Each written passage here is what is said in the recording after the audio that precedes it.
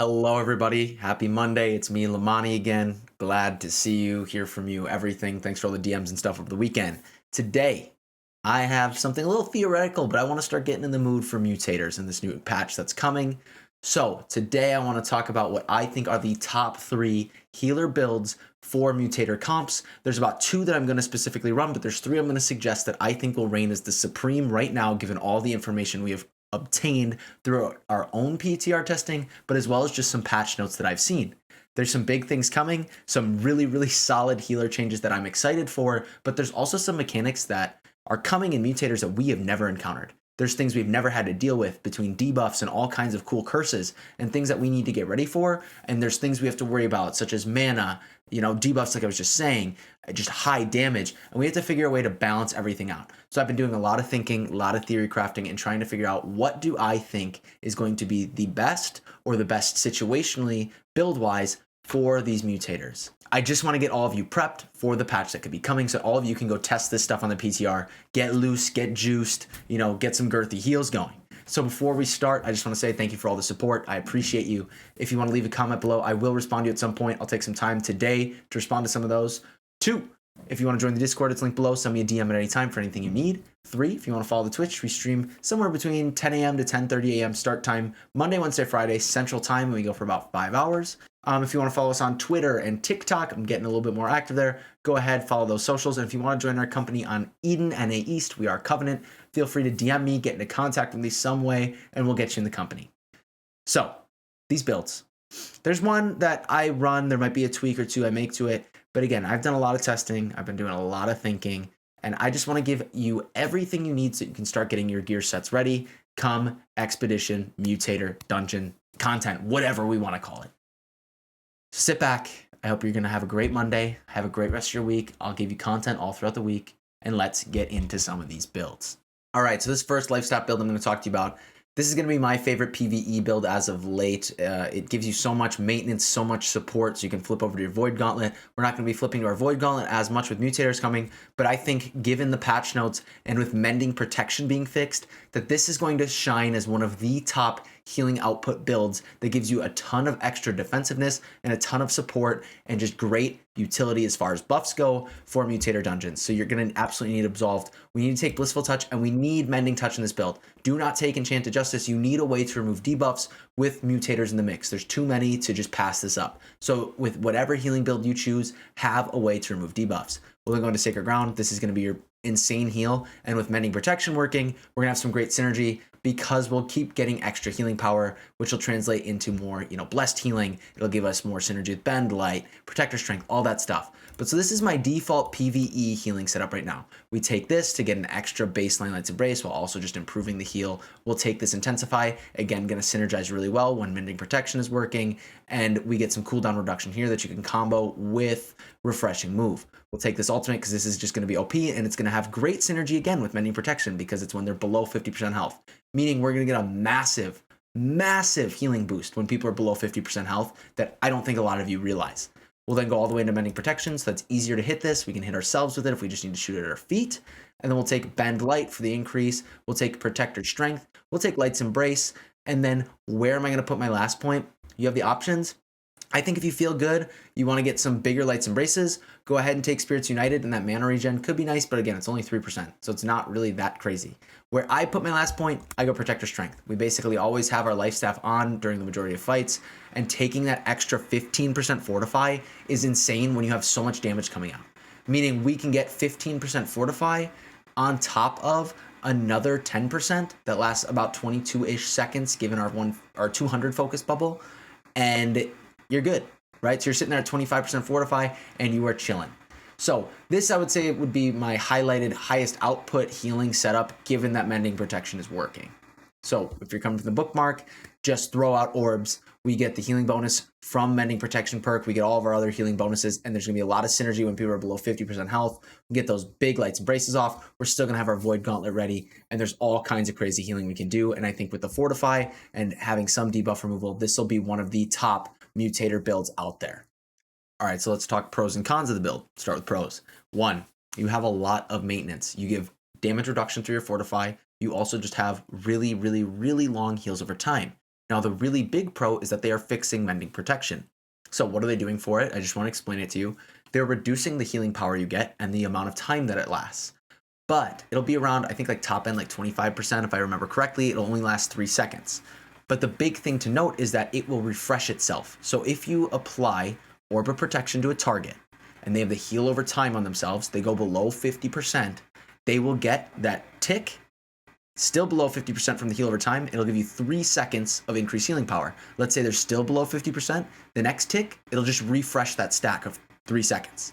So as long as they're below 50%, they get a healing tick from your heal over time, you will get an increased healing power, meaning we will have a pretty solid amount of extra healing power, assuming people are taking damage, right? But especially in PvP, this is going to be super nice. So I might even start using that in PvP.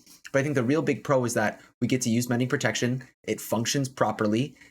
You get the Fortify from it, and you have a lot of range in the sense of Orb is only on a 9-second cooldown. I can throw an Orb on my melee. I can throw an Orb on the range. I can throw an Orb on whoever needs it. And then you can keep rotating them. Now, this also translates into you get 2 more buffs to apply to your Light's Embrace, meaning we get a girthier Light's Embrace. So in terms of healing output, let's say they're below 50%, you can hit some really, really, really high numbers, I think, with less focus, meaning you could put more in con or do whatever you need to do, or even play in heavy armor. So I think in terms of output, that's where this build really succeeds and really excels. Now, what are the cons? It is a very, very, very mana hungry build. Orb makes you go through a ton of mana. So the bonus is you have a Void Gauntlet. Typically, that's what I'm going to suggest using. So when you're switching between your Void Gauntlet, you're throwing orbs out, you will go very fast. So you have 2 options. Take advantage of your downtime and get some mana back, or drink a mana potion. I mean, I ran this build on my first Mutator ever. I went through 40 mana potions in 1 run. So, I mean, maybe, you'll either have to stock up, or I just need to be better about using my Void Gauntlet, when I have downtime. So I think between what you can do on the Void Gauntlet and what you can do on the Life Staff, you get a lot of healing output, but it comes at that cost. And then there's times where people can die because you're out of mana, you can't get a cast off. And then I think the other big thing is that we only have Mending Touch to remove debuffs, and it is pretty hard to remove debuffs when you're trying to aim them with a heavy attack. So that's where our next build's going to transition into, but it's pretty difficult to land some of those sometimes, especially with people moving unless you ask them to stand still. But there's going to be a lot of crucial debuffs that you have to take off. And the only way we can do that is with a heavy attack. So keep that in mind.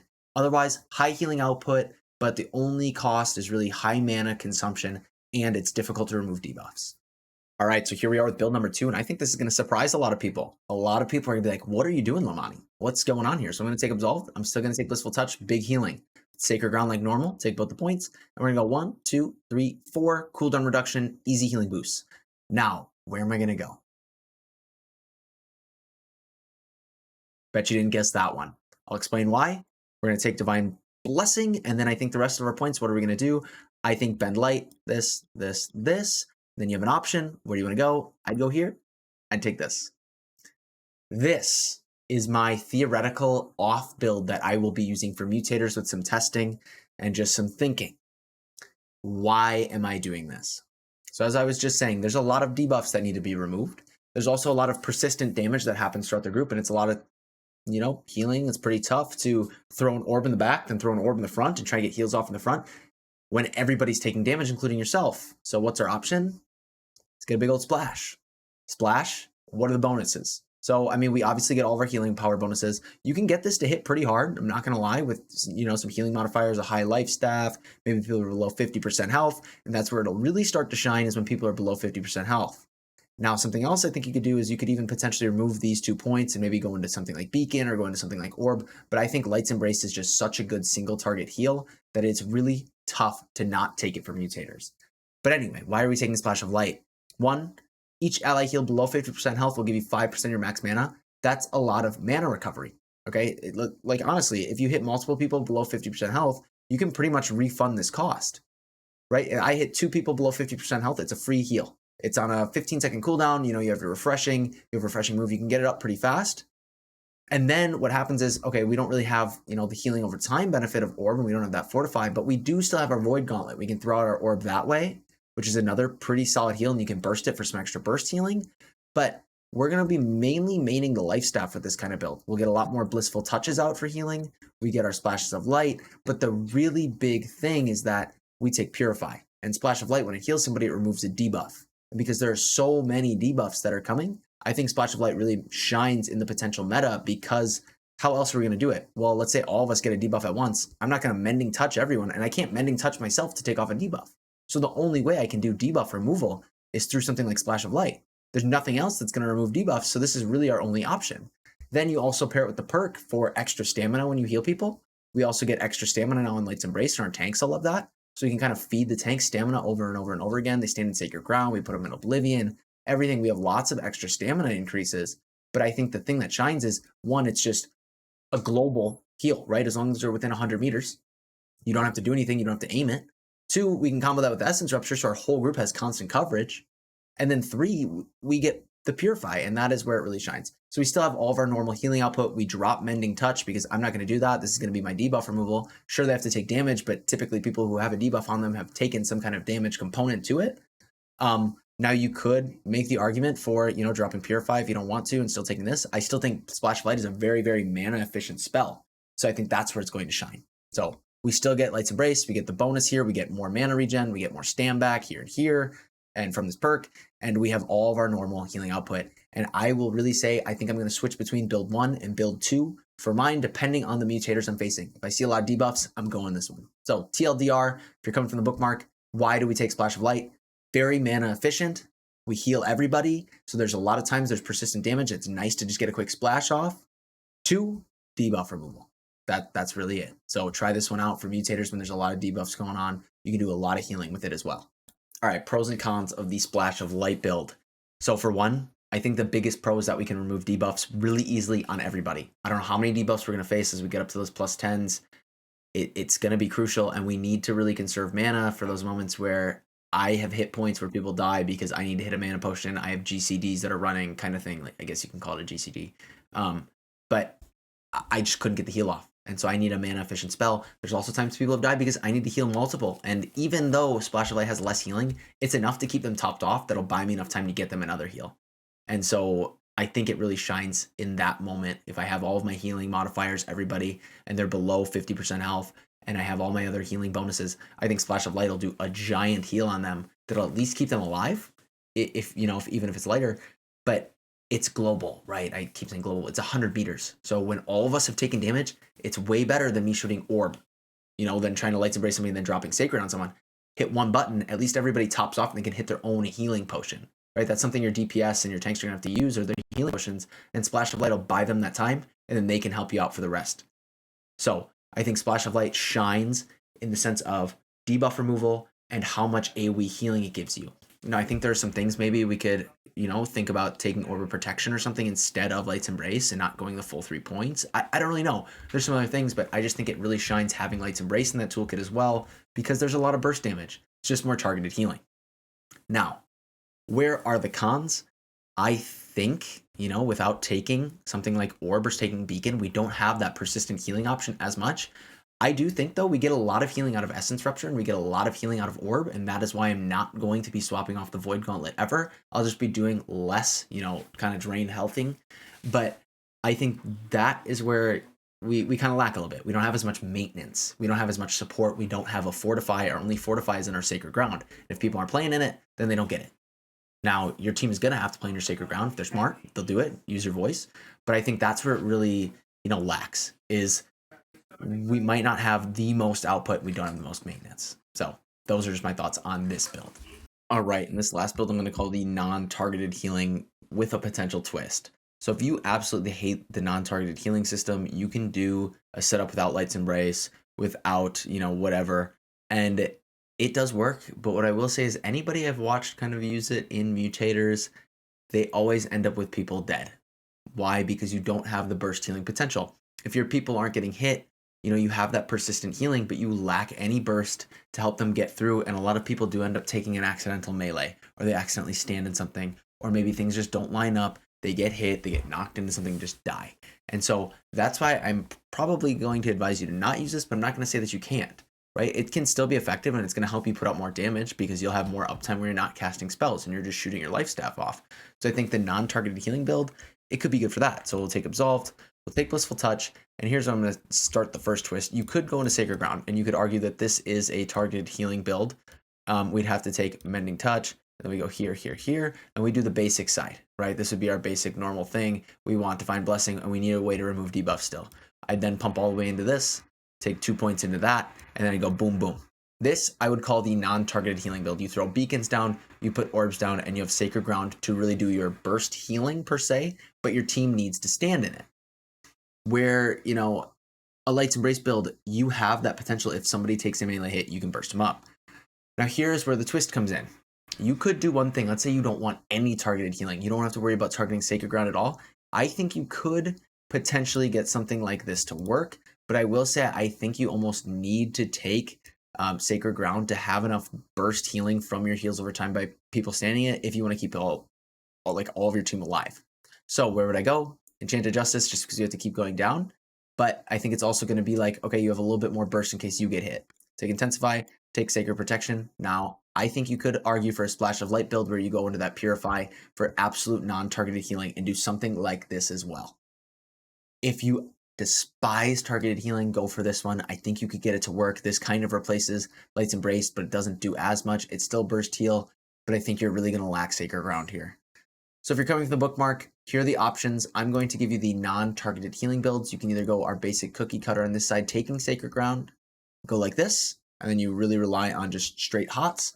But if you despise targeted healing, we can drop that, take this, and this, take this, and then drop this, and boom.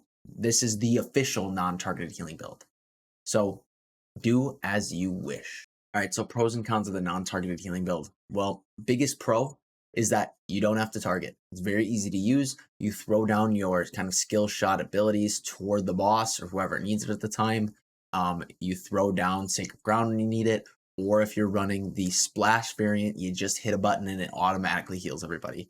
This is a very, very beginner-friendly build, so I'd say that's a it's a plus as far as other content goes. Sorry, the cats are going nuts right now, but you could do something like that if you're having a tough time hitting Light's Embrace, targeting Sacred Ground.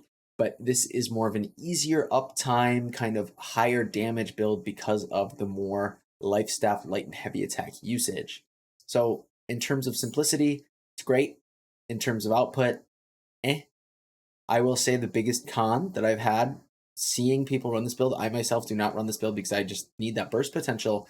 But the biggest con, I've seen it run and people die a lot of the time because you can't get them up if they make a mistake. You have no way of doing it. And then if people don't listen to you, they don't stand in your heels. I think maybe that would, kind of deter people from using Sacred Ground, because a lot of the time, if you want to have that burst and you want to have that potential, they have to be in it. That's the only way you're going to keep people up through an attack or through a mistake. So if you have that ready for them. So you have all these abilities. You don't really have the on-demand time of 4-second Light's Embrace. And that's a little scary, personally. I do not like that style of play, but if that fits you, go right ahead. It is certainly possible. But me as a healer in good conscience, I don't think I could recommend you doing that in a really high up, like plus 10, because I just don't think you're going to have the output if somebody messes up. Now, obviously, people can help with health potions and things, but I just think the major con is that you have no burst potential and people will die more often than not. All right, so now I just want to be sure that I covered my secondaries right. I want you all to be prepared for this. You have seen this 1,000 times. This is what I'm going to be using in expeditions for Mutator content. Now, I have said in the past, I sit there and I drain my health a lot with Refreshing Harvest. I will not be doing that in Mutators. I will as I have time, right? You have to find those windows where you could get a quick tick and get that 10% reduction. But what I will say is these 3 abilities are the strongest secondary healing abilities that we have in the game, and nothing comes close in terms of output, in terms of free damage and applying a rend, in terms of getting our whole team extra damage. This just nothing comes close. Whether you run like an ice gauntlet or you run a hatchet or anything, sure, I could apply a rend with a hatchet, but I think the AoE rend capability, the extra healing you can get out of this, and the extra healing you get out of Essence Rupture comboed with the stamina gains of this and that, and the empower and everything, that the Void Gauntlet will still shine. Just don't play really aggressive, like on stream all the time, and like down to like 100 health on a boss fight, and then I get hit by something by accident. I'm not going to be playing that low. Simply just swap over to it as you see those cooldowns come up, or maybe if you can force a cooldown or force a quick reset, go ahead and do it. But this is the build I will be using for my secondary when I am healing Mutator content. All right, so that's what I have for you today. I want to preface this by saying these are what I think are going to be the top 3 potential Mutator healing builds. I think what's going to happen in mutators is we still need output, but we also always need a way to be mana efficient while also removing debuffs. And I think, maybe putting Splash in the mix is a great way to get debuffs off of your team to ensure people are alive. It's pretty tough to hit those mending touches sometimes, I will say, and I've done it enough. But sometimes you forget, sometimes you just can't hit it, sometimes it gets a little, glitchy, buggy. It happens. And that's why I would say if you want to do a really heavy debuff removal comp, that's probably what I would use my second one for. Highest healing output, I'm going to use my first one. And the last one, if you really just despise the targeted healing system, go ahead and use it. You can, but I don't think you're going to be the absolute most successful. But please prove me wrong. I'd appreciate it. But nonetheless, I'm just hoping that some of you start trying some of these builds. Let me know how they're working for you. I don't think anybody's really in that like +8 kind of territory where I think you're going to need these burst heals. But if you are, go ahead, let me know. I just want to give you something to practice with. That, at the end of the day, is my main goal. So I hope you enjoyed the builds. I know they're a little similar, but I think it's important that we start touching on some of these before the mutators get here so that we know what is going to be best for us. And I think given that, mending protection is now in the mix, there's a huge window to start using Orb now in all sorts of PvE content to give us a ton of extra healing. Anyway, I'm excited for the patch. I hope all of you are too. There's big things coming, so everybody hold on, stay excited, keep grinding, do everything you need to do before the patch hits. I'm hoping to have a video to tell you what you should be doing to prepare for patch 1.3. But as always, I appreciate all the support you give me every single day. Whether you watch a video, you like it, you comment, you follow me on any of my socials or Twitch, I appreciate you, and I would not be in this position right now if it weren't for all of you. So from the bottom of my heart, thank you.